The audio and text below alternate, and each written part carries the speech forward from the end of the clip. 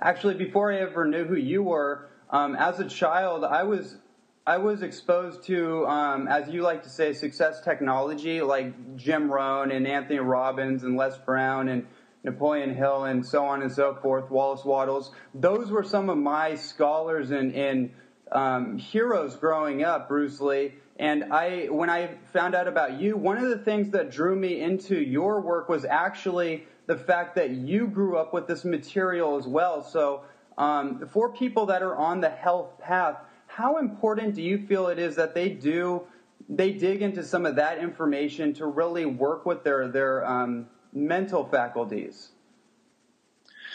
Yeah, I think it's very important. I think that kind of material can have an effect on your karma and what you attract into your life. And it's easier for some than others to assume an attitude of gratitude, an attitude of success, an attitude of prosperity. It's harder for others. It has to do with their karma and what they have to work through in their lifetime. So, for me, fortunately, it spoke to me at a young age. I was able to take those teachings on as part of my life path. It's helped me tremendously in my career, my life, and just dealing with every aspect of relationships, everything. It's been an incredible thing for me. More today, I still like that stuff. I still tune into the Jim Rohn quotes, the teachings of John DeMartini, but I'm actually more focused on more stuff that's kind of overtly spiritual more. Yeah. Seems to be more to the core. I think you're probably in the same boat. Yeah. And really working there. So, for example, I get the power of positive thinking. I also understand that depending on somebody's soul path and their karma, it might be a tougher road. So they're going to need more assistance, more aid, more tools. And it's not just the same template for everybody. For some people, it's going to be harder to get into that prosperity based on their life path and their karma. And we got to be able to assist and go deeper. And those spiritual books do that. They help you to get a little deeper into the soul journey and spiritual interpretations of reality. Yeah, that's beautifully put. I definitely feel the same way. Okay, great. Well, let's jump into some new area here. This is a great one.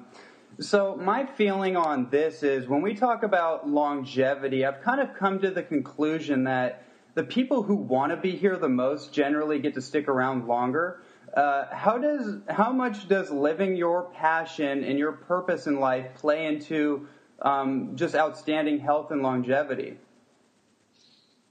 Well, Ronnie, I want to announce something really cool. My new book is out. Yes. The Longevity Now book. It's basically a 400-page hardcover and revise of the old Longevity Now program, plus all the hormone stuff, and a new end section. I put in a new afterward conclusion to the book. And in the conclusion, I get into this whole thing about the number one longevity tool is to actually be enjoying what you're doing.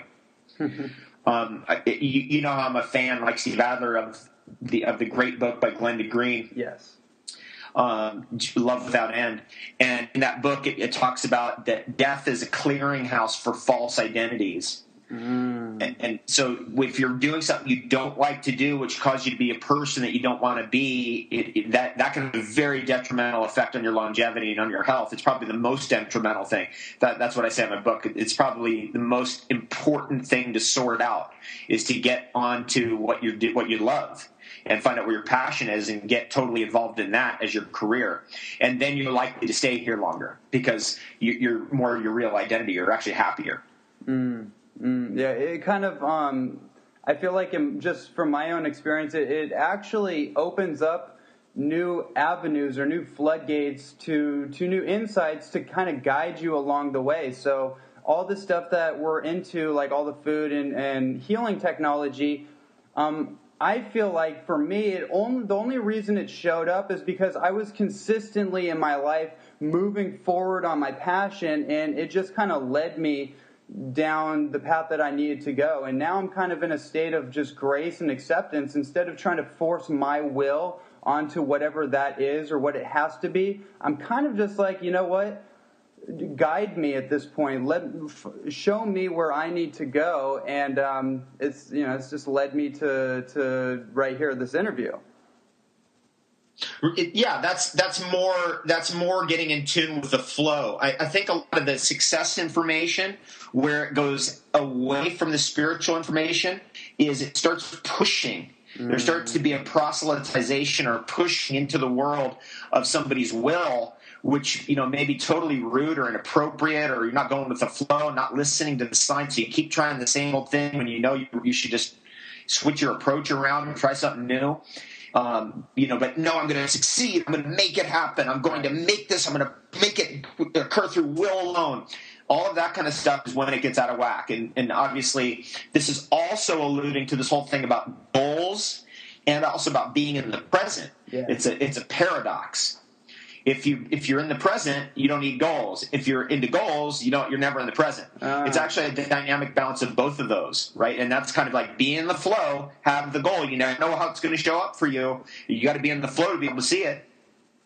Yeah, one of my heroes, KRS-One, Knowledge Reigns Supreme. He actually, I've been getting into his stuff lately, and I've been blown away, actually, because he combines what you're talking about. And one of his quotes that hit me today was, without a vision for the future, there is no peaceful present. Yeah, that's part of that paradox. There has to be some. So the whole thing of like the power of now, this moment's all right. is really, it's irrational, actually. Mm-hmm. And so it's gotten people confused. It's like, no, actually, you need to know where we're going. We need to write the story of our lives. The universe is constructed like a story. Yeah. That's why we have such a tremendous affinity for storytelling, because it's intrinsic to the structure of the universe. And you need to write the story of your life, and that's called goal setting. And it works in alignment with the laws of the universe. And yeah, it's good to be in the moment and flowing with what's happening, but not perpetually, not in a chaos, not in a